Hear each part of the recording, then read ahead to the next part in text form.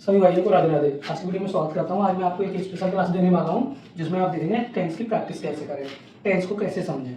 Tense के तीन part होते हैं। पहला पार्ट होता है सब्जेक्ट, दूसरा पार्ट होता है वर्ब, तीसरा पार्ट होता है ऑब्जेक्ट। यानी कि सब्जेक्ट को कहते हैं कर्ता, जिसको ऐसे भी बोला जाता है काम करने वाला, काम करने वाला।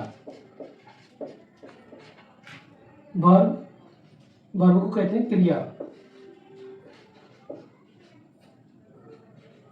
मतलब काम का होना, काम किया जा रहा हो, जो काम किया जा रहा हो या किया जाना हो। ऑब्जेक्ट को कहते हैं कर्म, कर्म जिस पर कार्य किया जाए, जिस पर काम हो। ये मैंने आपको बताया। सब्जेक्ट आता है फर्स्ट पर, वर्ब आती है सेकंड पर, ऑब्जेक्ट आता है थर्ड पर। यानी कि पहले आपको लाना है कर्ता, फिर लानी है आपको क्रिया, फिर लाना है आपको कर्म। अगर सेंटेंस में आपने ये तीन चीजें सीख ली, कर्ता, क्रिया, कर्म, तो ट्रांसलेशन हो जाता है नर्म। क्या हो जाता है? ट्रांसलेशन नर्म हो जाता है। क्या हो जाता है? नर्म।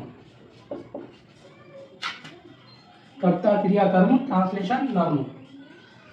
अगर आपने तीन चीजें सीख ली, अब देखिए कर्ता के बारे में बताता हूँ। कर्ता कौन कौन से होते हैं? सबसे पहले दो प्रकार के कर्ता होते हैं। एक होता है हमारा कर्ता सिंगुलर वाला, सिंगुलर। तो सिंगुलर में कौन कौन से आते हैं?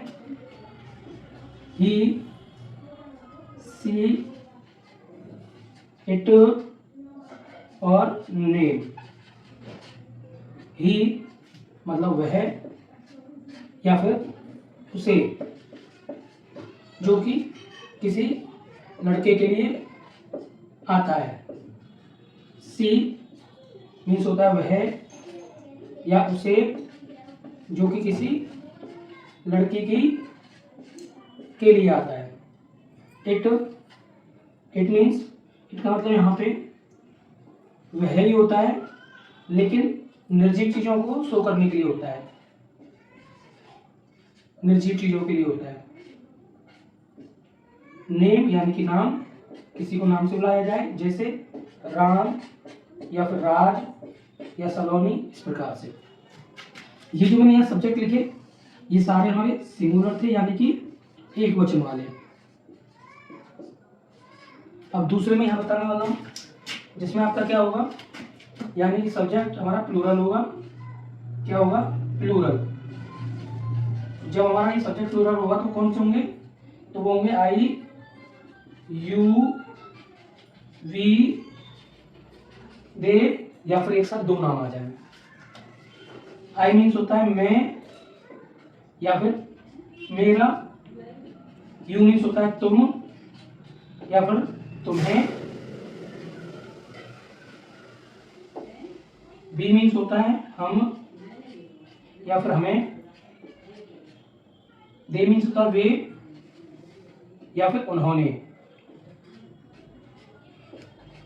तो ये होते हैं प्लूरल। प्लूरल का मतलब होता है बहुवचन, बहुवचन वाले कर्ता।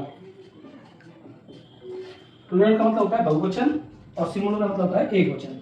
इंग्लिश में ये तीन चीजें काम आने वाली हैं। अब बात करेंगे हम क्रिया की। क्रिया को हम कहते हैं वर्ब। क्या कहते हैं क्रिया को? वर्ब।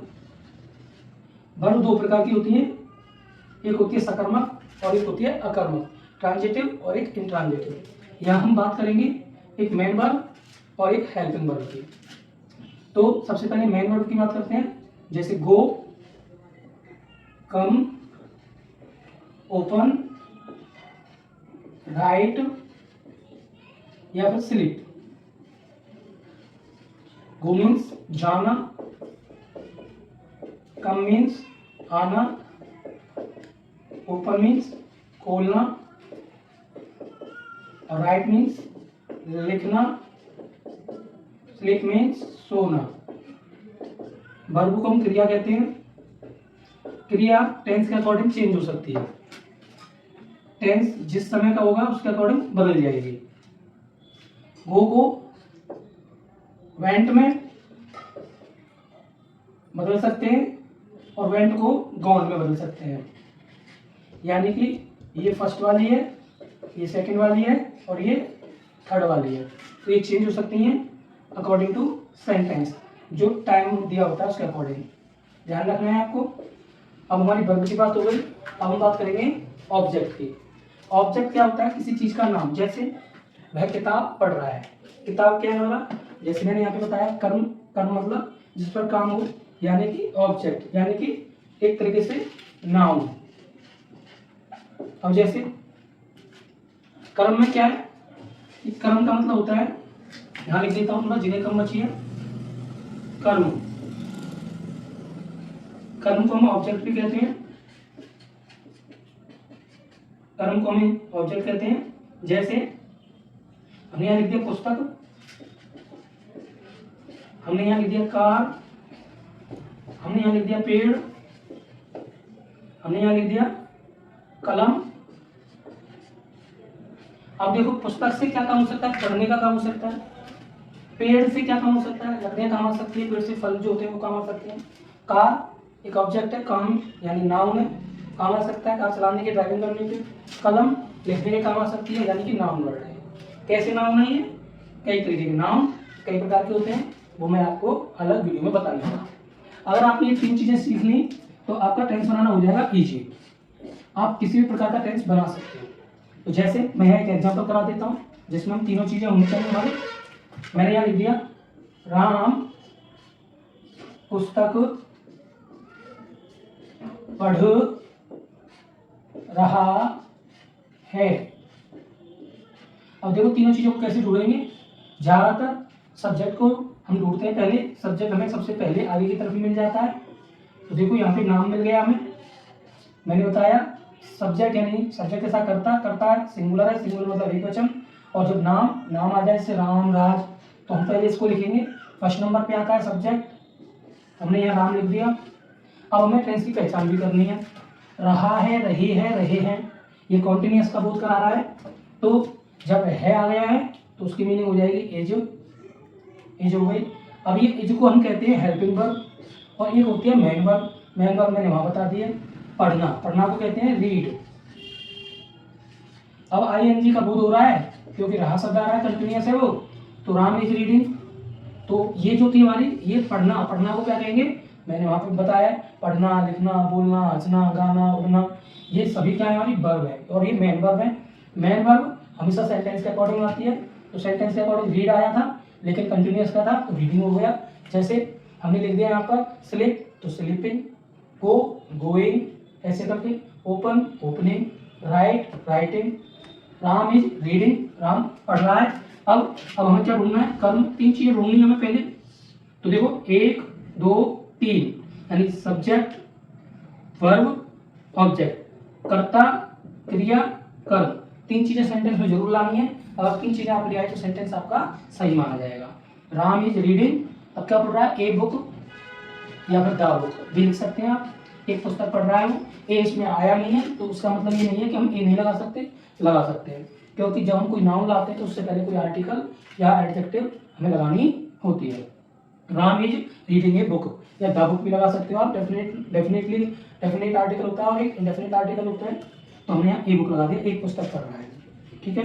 अब यहाँ पे मैंने सेंटेंस बनाया, आपको बताया कि 3 चीजें आपको ढूंढनी है, तो आसानी से आप ये कर पाएंगे। तो अगर आज की वीडियो आपने ये समझा है कि सब्जेक्ट क्या होता है, वर्ब क्या होता है और ऑब्जेक्ट क्या होता है, तो आपके लिए टेंस बनाना कोई बड़ी चीज नहीं होगी। ये 3 चीजें आप जरूर सीखें, उसके बाद कोई भी सेंटेंस बनाएं। तो मैंने यहाँ पर बोर्ड पर आज आपको स्पेशल टाइप्स या कह सकते हैं कि शुरुआत कैसे करें, इंग्लिश कैसे सीखें, यानी कैसे लिखें, कैसे बोलें, उसकी मैंने यहाँ पर डिटेल्स दी है और आपको ये समझाया है कि क्या करना है। आपको ऐसे काम करोगे तो आप कोई भी सेंटेंस, दुनिया का कोई भी सेंटेंस बना सकते हो। तो आज की वीडियो आपको कैसी लगी अपनी राय कमेंट में जरूर देनी है आपको, क्योंकि मैं कमेंट को पढ़ता हूँ और आपको बताता हूँ। और आज की वीडियो आपको अच्छी लगी है तो वीडियो को शेयर भी कर दें, और चैनल पर नए हैं तो चैनल को सब्सक्राइब भी कर लें। धन्यवाद।